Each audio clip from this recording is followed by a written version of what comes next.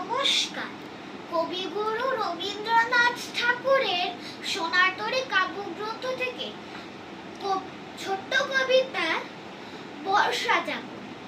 বাড়িছে বৃষ্টি বেগ, থেকে থেকে ডাকে মেঘ। ঝিল্লি রব পৃথিবী ব্যাপিয়া, সেই ঘন ঘোরে নিশি, স্বপ্নে জাগরণে মিশি। না জানি কেমন করে হিয়া,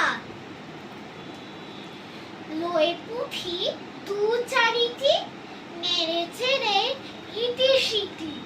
এই মতো কাটে দিন রাত। তারপরে টানি লই বিদেশে কাব্যের বই, উল্টে পাল্টে দেখি পাত। কোথারে বর্ষার ছায়া, অন্ধকার মেঘ মায়া। ঝড় ঝড় ধ্বনি